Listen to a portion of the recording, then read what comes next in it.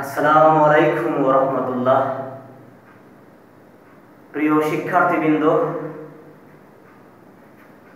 আশা করি আল্লাহর রহমতে সবাই ভালো আছো। আমরা অনলাইন ক্লাসের ধারাবাহিকতায় আজকে সামগ্রিক আয় ও ব্যয় একাদশ ও দ্বাদশ শ্রেণীর অর্থনীতি প্রথম পত্র সামগ্রিক আয় ও ব্যয় এই অধ্যায়ের পঞ্চম ক্লাসটি আমরা দিতে যাচ্ছি ইনশাআল্লাহুল আজিজ। তার আগে 4টি ক্লাস দেয়া আছে। অবশ্যই আজকের ক্লাসটা দেখার পূর্বে এর আগের 4টা ক্লাস দেখে নিতে হবে, তাহলে আজকের ক্লাসটা বুঝতে তোমাদের জন্য যথেষ্ট সুবিধা হবে। একথা আমরা বারবার বলে থাকি, অর্থনীতির একটি ক্লাসের সাথে আরেকটা ক্লাসের যথেষ্ট সম্পর্ক রয়েছে। একটা ক্লাস আরেকটা ক্লাসের পরিপূরক। তার মানে অর্থনীতির আগের ক্লাসটা না বুঝলে, আগের ক্লাসটা না করলে পরবর্তী ক্লাসটা বোঝা যায় না। অর্থাৎ একটি ক্লাস আরেকটা ক্লাসের পরিপূরক, তার মানে আপনাদের ধারাবাহিকতাটা বজায় রাখতে হবে। তো এই ধারাবাহিকতায় আমরা আজকে পঞ্চম ক্লাসে আমরা ব্যক্তিগত আয় নিয়ে কথা বলবো ইনশাআল্লাহ। ব্যক্তিগত আয়, আমাদের আজকের আলোচনার বিষয়টা হচ্ছে ব্যক্তিগত আয় এবং ব্যয়তব্য আয়। তো ব্যক্তিগত আয়,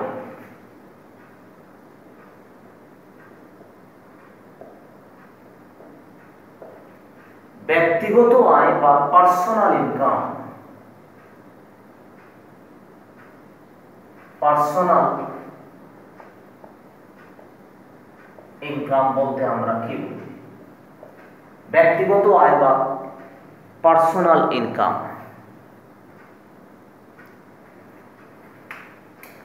ব্যক্তিগত আয় বা পার্সোনাল ইনকাম হচ্ছে একটি নির্দিষ্ট সময়ে, সাধারণত 1 বছরে একটি দেশের জনগণের অর্জিত আয়কে, একটি দেশের জনগণের মানে ব্যক্তির অর্জিত আয়কে ব্যক্তিগত কি আয় বলা হয়। দেশের সকল ব্যক্তি বা পরিবারের, ব্যক্তি বলতে এখানে পরিবারের কথা বোঝানো হচ্ছে, ব্যক্তি বা পরিবারের অর্জিত আয়কে ব্যক্তিগত আয় বলে। সংজ্ঞাটা খুবই সাধারণ, ভেরি সিম্পল ডেফিনেশন।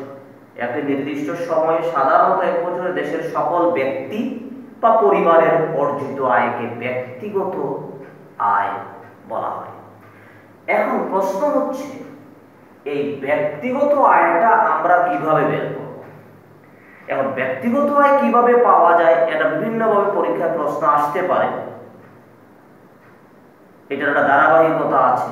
এটা এমন হতে পারে, বলতে পারে জিডিপি হতে কিভাবে ব্যক্তিগত আয় পাওয়া যায়, বলতে পারে জিএনপি হতে কিভাবে ব্যক্তিগত আয় পাওয়া যায়, অথবা বলতে পারে এনএনপি হতে কিভাবে ব্যক্তিগত আয় পাওয়া যায়, অথবা এখানে আরো বিভিন্ন প্রশ্ন হতে পারে। এটা আমরা আনসারটা শুরু করলে আরো বিভিন্ন প্রশ্ন যে এখানে আসতে পারে সে বিষয়ে আমরা বলে দিব। তো আমরা জিডিপি থেকে শুরু করতেছি, তাহলে সকল প্রশ্নগুলা কভার করবে। আমরা কি হতে শুরু করব? জিডিপি হতে শুরু করব। তার মানে আমাদের আলোচনার বিষয় হচ্ছে, আমি একটু লিখে দিচ্ছি, আলোচনার বিষয় হচ্ছে জিডিপি হতে। জিডিপি তো আমরা আগে ব্যাখ্যা করেছি। জিডিপি হচ্ছে গ্রস ডোমেস্টিক প্রোডাক্ট, মোট অভ্যন্তরীণ জাতীয় উৎপাদন, মোট দেশজ অভ্যন্তরীণ কি জাতীয় উৎপাদন, সেটার নাম হচ্ছে সংক্ষেপে জিডিপি। এই জিডিপি হতে ব্যক্তিগত আয় পাওয়ার প্রক্রিয়া।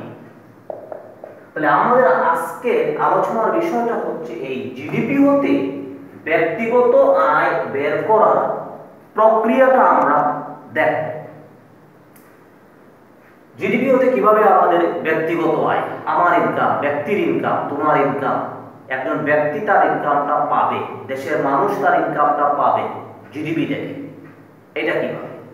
এতে অনেকগুলো বিষয় প্লাস করতে হবে, অনেকগুলো বিষয় কি করতে হবে, মাইনাস করতে হবে।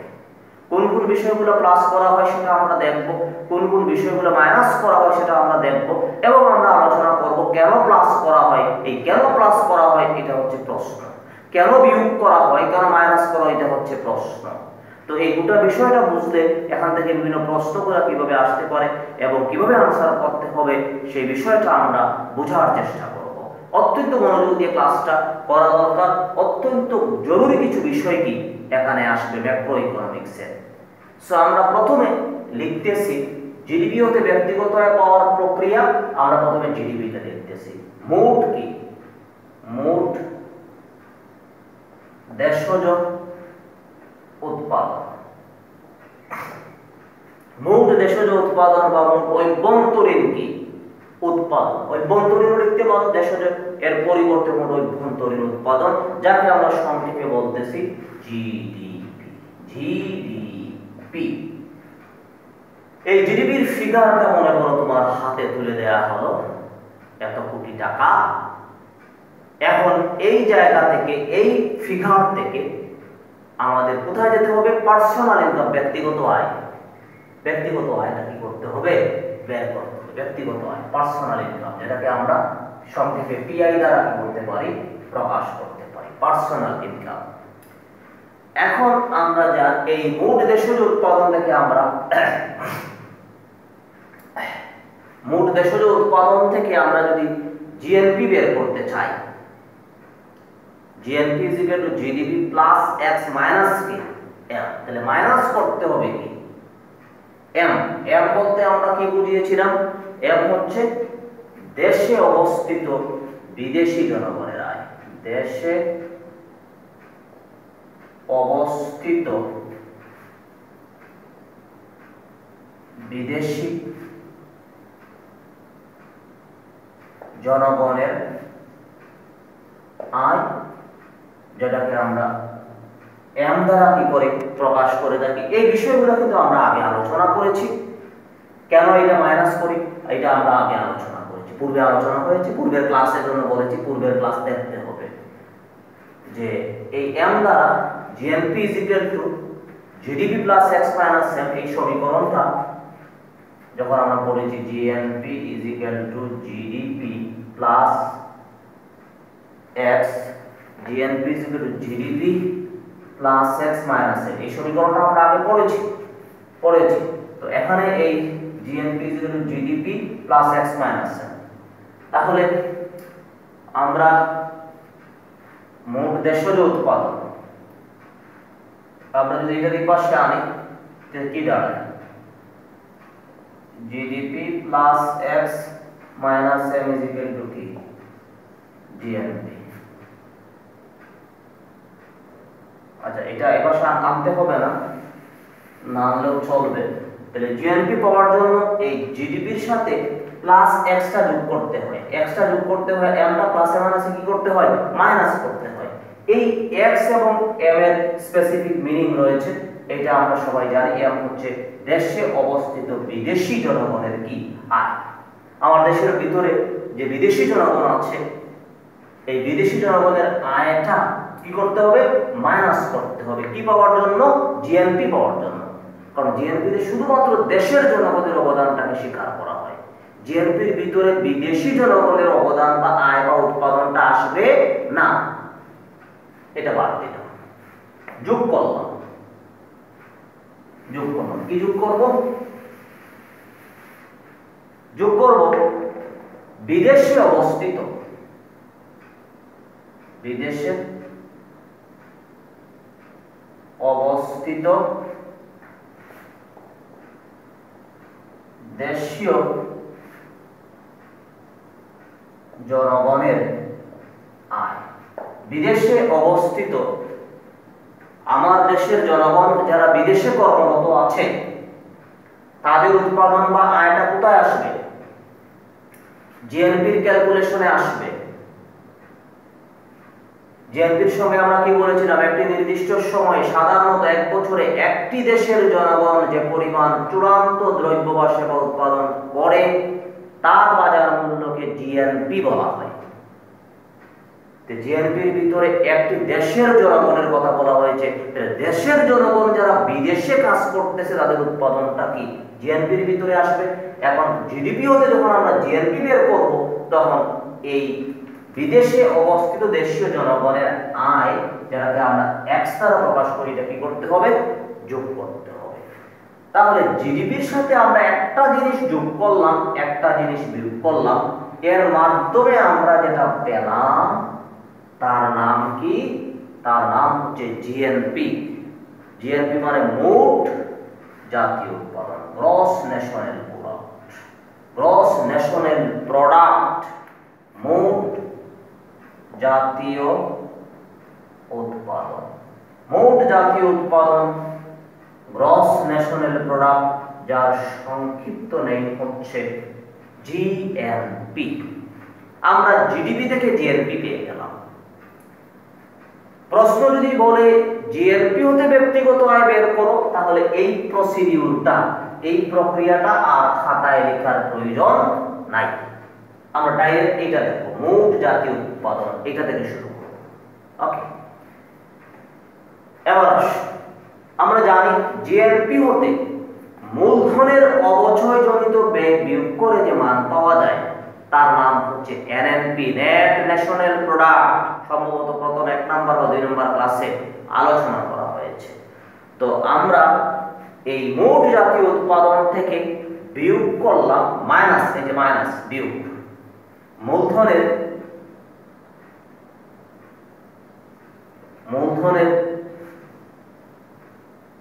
অবচয় জনিত ব্যয়। মূলধনের অবচয় জনিত ব্যয় যাকে আমরা ক্যাপিটাল কনজাম্পশন অ্যালাউন্স বলে থাকি, সিসিএ। মোট জাতীয় উৎপাদন জিএনপি থেকে মূলধনের অবচয় জনিত ব্যয় বিয়োগ করে যে মান পেলাম তার নাম হচ্ছে নেট জাতীয় উৎপাদন। তার নাম কি, ইজ ইকুয়াল টু নেট জাতীয় উৎপাদন। নেট জাতীয় উৎপাদন সংক্ষেপে আমরা, এটা ইংলিশ নামটা হচ্ছে নেট ন্যাশনাল প্রোডাক্ট, সংক্ষেপে এনএনপি। তাহলে আমরা জিডিপি থেকে জিএনপি আমরা কি করেছি, পেয়েছি। জিএনপি থেকে আমরা কি পেয়েছি, এনএনপি, সিসিএটা বাদ দিয়ে এনএনপি পেয়েছি। এই এনএনপি হতে আমরা কিছু জিনিস এখন কি করব, বিয়োগ করব।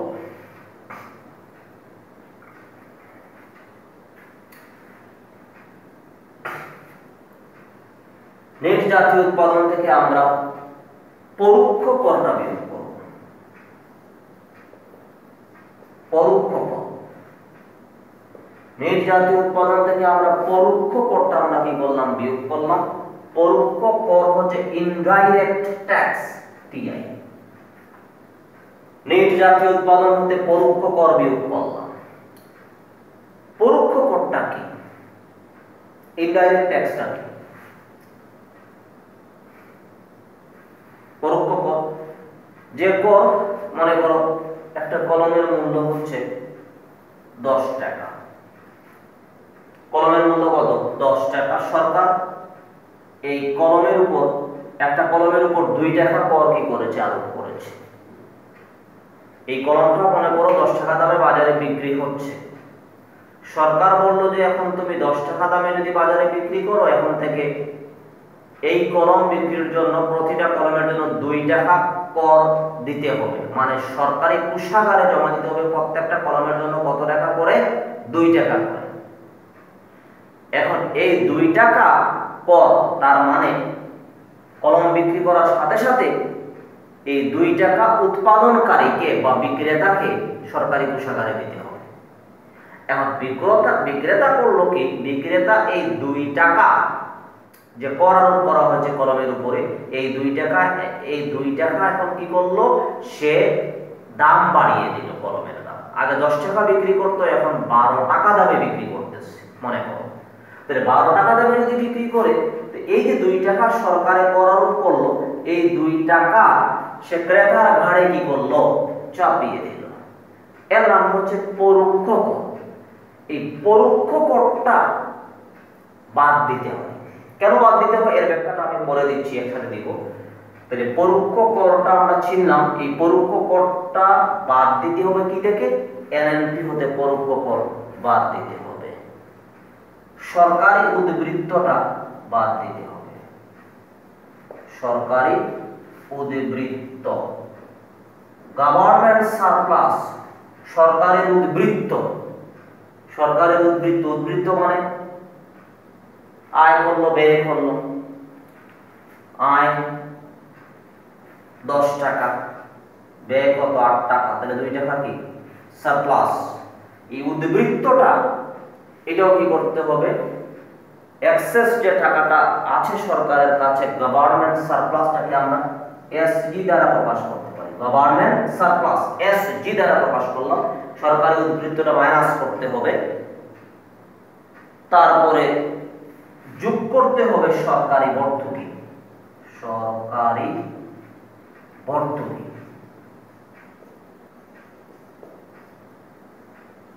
এটাকে আমরা এসবি দ্বারা প্রকাশ করলাম। সাবসিডি, গভর্নমেন্ট সাবসিডি, সরকারি ভর্তুকি। ভর্তুকিটা হচ্ছে সরকারের ব্যয় আর জনগণের কি? আয়। ভর্তুকি সরকার বিভিন্নভাবে বিভিন্ন শ্রেণী গোষ্ঠীকে, তার দেশের বিভিন্ন শ্রেণী গোষ্ঠীকে প্রদান করে থাকে বিভিন্নভাবে। দ্রব্য এবং সেবার সরাসরি উৎপাদন ছাড়া যে ব্যয়টা সরকার করে থাকে সেটা হচ্ছে ভর্তুকি। এক কথায় আমরা এটা বলতে পারি, সরকার ফি যেটা মানুষকে দিয়ে থাকে বিভিন্ন সেবা, বিভিন্ন দ্রব্য, তার নাম হচ্ছে ভর্তুকি। সরকার কৃষকদেরকে বিভিন্ন সময় সার, বীজ, কীটনাশক, ঔষধ ইত্যাদি দিয়ে থাকে, এগুলোকে ভর্তুকি বলা হয়। সরকার শিক্ষা ক্ষেত্রে ভর্তুকি দিচ্ছে, বিদ্যুৎ খাতে ভর্তুকি দিচ্ছে, কৃষকের বিভিন্ন সেবায় সে ভর্তুকি দিয়ে থাকে। এই ভর্তুকিটা সরকারের ব্যয়, কিন্তু জনগণের কি? আয়, ব্যক্তিগত আয়ের কি? অন্তর্ভুক্ত। তো এই দুইটা জিনিস মাইনাস করলাম, একটা জিনিস প্লাস করলাম, পরে আমরা যেটা পেলাম তার নাম হচ্ছে জাতীয় আয়। প্রিয় শিক্ষার্থী, কিন্তু একটা বিষয় তোমাদের মনে রাখা দরকার, আমরা সাধারণত জিএনপি, জাতীয় আয় এর সংজ্ঞাগত কোনো পার্থক্যটা আমরা দেখি না সাধারণত, কিন্তু এদের মধ্যে সূক্ষ্ম বা ক্যালকুলেশনগত, হিসাবগত কি আছে? পার্থক্য আছে জাতীয় আয় এবং জিএনপির ভিতরে। খুব খেয়াল, জিএনপির ভিতরে কিন্তু অবচয় ব্যয় অন্তর্ভুক্ত আছে, এ সমস্ত বিষয় কি আছে? অন্তর্ভুক্ত আছে। এই জিএনপি হতে আমরা দেখো একটা জিনিস বিয়োগ করে এনএনপি পেয়েছি। এনএনপি হতে আমরা বিভিন্ন জিনিস কি করেছি? বিয়োগ করেছি, সরকারি ভর্তুকি যোগ করেছি, তারপরে কি পেয়েছি? জাতীয় আয় পেয়েছি। তার মানে কি? জিএনপির সাথে বা এনএনপির সাথে জাতীয় আয় কি আছে? পার্থক্য আছে। জাতীয় আয়, যাকে আমরা এনআই দ্বারা প্রকাশ করলাম, এনআই, জাতীয় আয় আমরা পেয়ে গেছি, জাতীয় আয় পেয়ে গেছি। এখন এই জাতীয় আয় থেকে আরো বিভিন্ন জিনিস কি করতে হবে? প্লাস করতে হবে, মাইনাস করতে হবে। আচ্ছা, আমি এতটুকু একটু শেষ করি। আমার মনে হয় এই বিষয়টা সবাই বুঝতে পেরেছো যে জিডিপি থেকে আমরা এমটা কি করলাম? বিয়োগ করলাম। কারণ দেশে অবস্থিত বিদেশি জনগণ, তাদের আয়টা আমরা মাইনাস করে দিলাম, আর বিদেশি যারা ইনকাম করতেছে তাদের আয়টা আমরা যোগ করলাম, যোগ করে আমরা পেয়ে গেলাম জিএনপি। জিএনপি হতে মূলধনের অবচয়জনিত ব্যয় বাদ দিয়েছি, বাদ দিয়ে সেটা এনএনপি পেয়েছি। বিস্তারিত ব্যাখ্যা আগের ক্লাসে দেয়া আছে। এখন আসলে এই জিনিসগুলো আমরা এখন নতুন পেয়েছি। পরোক্ষ কর কি সেটা আমরা ব্যাখ্যা করেছি, সরকারি উদ্বৃত্ত কি ব্যাখ্যা করেছি, সরকারি ভর্তুকি ব্যাখ্যা করেছি আমরা। তো এখন এই এখানেও প্রশ্ন হতে পারে, তোমাকে বলতে পারে যে নিট এনএনপি হতে জাতীয় আয় পাওয়ার জন্য কেন পরোক্ষ কর বিয়োগ করতে হয়? প্রত্যেকটা যে বিষয় কিন্তু প্রশ্ন আকারে আসতে পারে, লাইনে লাইনে প্রশ্ন। সবই কেয়ারফুল, বুঝে বুঝে তোমাদের অগ্রসর হতে হবে। আমি বলেছি অর্থনীতি প্রত্যেকটা লাইন তোমাদের কি করতে হবে? বুঝতে হবে। না বুঝে একটা লাইনও পড়া যাবে না, কারণ প্রত্যেকটা লাইনে লাইনে কি আছে? কোয়েশ্চন আছে। এই যে প্রশ্ন হচ্ছে নিট জাতীয় উৎপাদন হতে কেন পরোক্ষ কর বাদ দেওয়া হয়? জাতীয় আয় পাওয়ার জন্য। জাতীয় আয় বের করার জন্য কেন পরোক্ষ কর বাদ দিতে হয়? একটা প্রশ্ন। জাতীয় পাওয়ার জন্য কেন সরকারি উদ্বৃত্ত বাদ দিতে হয়? কেন সরকারি ভর্তুকি কি করতে হয়? যোগ করতে হয়। তাহলে পরোক্ষ করটা কেন বাদ দেওয়া হয়? জাতীয় আয় পাওয়ার জন্য। আমরা জানি জাতীয় আয়টা উৎপাদনের সাথে রিলেটেড। সংজ্ঞায় কি বলেছি? একটি নির্দিষ্ট সময় সাধারণত এক বছরে একটি দেশের জনগণ যে পরিমাণ চূড়ান্ত দ্রব্য সেবা উৎপাদন করে তার বাজার মূল্যকে জাতীয় আয় বলা হয়। তাহলে জাতীয় আয় কথাটা উৎপাদনের সাথে রিলেটেড। কিন্তু পরোক্ষ কর যেটা, এই পরোক্ষ করটা এই কলম বিক্রি করার জন্য যে বলেছিলাম 2 টাকা, এই 2 টাকা বিক্রেতায় কি করবে? 2 টাকা বিক্রেতা তার সব কলম সাপ্তাহিক বা দিন শেষে বা সপ্তাহ শেষে মাসের শেষে ওই টাকাগুলো সে সরকারি কোষাগারে জমা দেবে, ব্যাংকের মাধ্যমে, চালানের মাধ্যমে জমা দেবে। তো এই সরকারি কোষাগারে এই টাকাটা চলে গেল, সরকারি কোষাগারে টাকাটা চলে যাওয়ার কারণে এইটা উৎপাদনে কি আসলো না। এজন্য যেহেতু এটা সরকারি কোষাগারে জমা হয়, এই পরোক্ষ কর, এই সরকারি উদ্বৃত্ত গভর্নমেন্ট সারপ্লাস যেটা, এটাও সরকারি কোষাগারের টাকা, এটাও সরকারের কাছে কি থাকে, এজন্য এটা কিসের অন্তর্ভুক্ত হচ্ছে না? জাতীয় আয় অন্তর্ভুক্ত হয় না। এজন্য জাতীয় আয় পাওয়ার জন্য এই দুটো বিষয় কি করতে হবে? বিয়োগ করতে হবে। সরকারি ভর্তুকি, সরকার যারা ব্যয় করে, কৃষকের সার দিল, বীজ দিল, কীটনাশক ঔষধ দিল, এটা কোথায় যায়? এটা উৎপাদনে যায়। যেহেতু এটা উৎপাদনে চলে যাচ্ছে, এটা উৎপাদনের সাথে রিলেটেড বিষয়, এজন্য আমরা সরকারি ভর্তুকি কি করেছি? যোগ করেছি। যোগ করে আমরা কি পেয়েছি? জাতীয় পেয়েছি। আমার নিচে জায়গা নাই, তোমরা তো নিচে লিখে যাবে, নিচে লিখে যাবে। আমি যেহেতু নিচে জায়গা নাই, আমি জাতীয় আয়টা এখানে নিয়ে নিচ্ছি, আর এই বিষয়গুলোকে আমি একটু ইরেজ করে দিচ্ছি। আমি ডাইরেক্ট উপরে চলে গেলাম। উপরে জাতীয় আয় কথাটা আমি লিখবো, আর তোমরা এই জাতীয় নিচে যেটা লিখবে তা আমি লিখে দিচ্ছি। আমরা জাতীয় আয় পর্যন্ত কি চলে গেছে। এই জাতীয় কথাটা আমি আবার লিখলাম, তোমরা আবার লেখার দরকার নাই, তোমাদের তো লিখেই থাকবে নিচে জাতীয় আয়, ন্যাশনাল ইনকাম। এই জাতীয় আয় থেকে বিভিন্ন জিনিস যোগ করতে হবে, বিভিন্ন জিনিস মাইনাস করতে হবে, then you will get personal income, ব্যক্তিগত আয়টা তুমি পেয়ে যাবে। জাতীয় আয় হতে আমি বিয়োগ করলাম কর্পোরেট আয়। কর্পোরেট আয়কর, জাতীয় আয় হতে কর্পোরেট আয়কর বিয়োগ, আমি পরে বোঝাচ্ছি এগুলা কি। তারপরে কর্পোরেট মুনাফা অবন্টিত অংশ। কর্পোরেট আয়কর বিয়োগ করলাম কর্পোরেট মুনাফার অবন্টিত অংশ বিয়োগ সামাজিক নিরাপত্তাজনিত ব্যয়। সামাজিক নিরাপত্তাজনিত কি ব্যয়, এটা বিয়োগ করলাম, প্লাস করলাম নিট সরকারি সুদ, নিট সরকারি সুদ, প্লাস করলাম হস্তান্তর পাওনা। হস্তান্তর পাওনা কি করলাম? যোগ করলাম। তারপরে যোগ করলাম ডিভিডেন্ড বা লভ্যাংশ,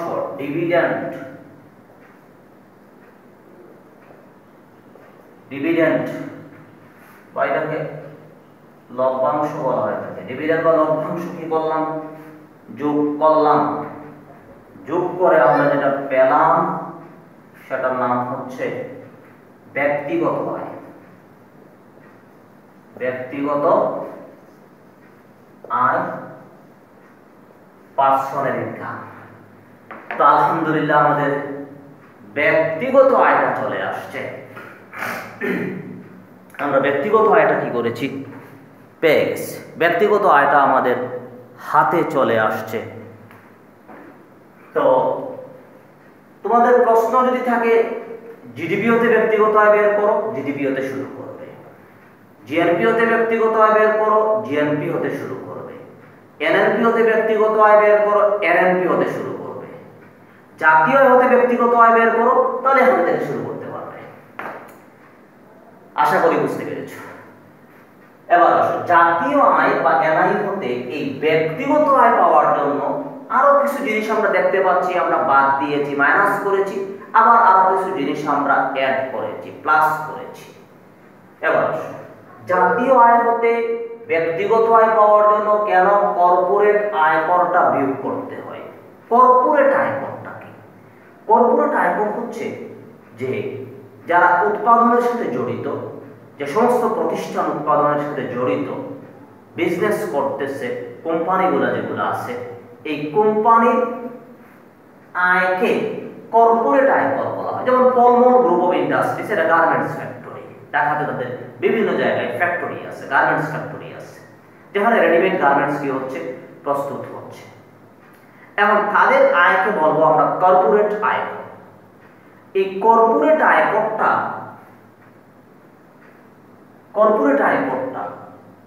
মনে করো এই কোম্পানির আয় হচ্ছে 10 লাখ, কত লাখ? 10 লাখ হচ্ছে তার টোটাল। এক বছরে মনে করো সে আয় করলো, বোঝার সুবিধার্থে, আয় তো আরো বেশি হবে, 10 লক্ষ টাকা সে কি করেছে, আয় করেছে। এখন এই 10 লক্ষ টাকা যে সে মুনাফা করেছে, 10 লক্ষ টাকা আয় না, মানে মুনাফা করেছে আমরা বললাম। আয়, তার আয় বলতে আমরা বিক্রি করে যেটা সে পায় সেটা হচ্ছে তার আয়। এখান থেকে বিভিন্ন জিনিস বাদ দিয়ে সে কি থাকে, তার মুনাফাটা থাকে। এই মুনাফা, তো কর্পোরেট আয়করটা হচ্ছে তার যে আয়ের উপরে সে যে বিক্রি করে তার দ্রব্যগুলো, এই আয়ের উপরে যে টাকাটা সে প্রদান করে, সরকারকে দেয়, সরকারি কোষাগারে যে টাকাটা যায়, এইটার নাম হচ্ছে কর্পোরেট আয়কর। তাহলে কর্পোরেট আয়কর সে মনে করো এই 10 লক্ষ টাকার ভিতরে মনে করো এই 2 লক্ষ টাকা সে কি করলো, সরকারি কোষাগারে জমা দিয়ে দিল। ওই যে 2 লক্ষ টাকা সে কি করলো, সরকারি কোষাগারে তাকে দিতে হবে, দিতে সে বাধ্য।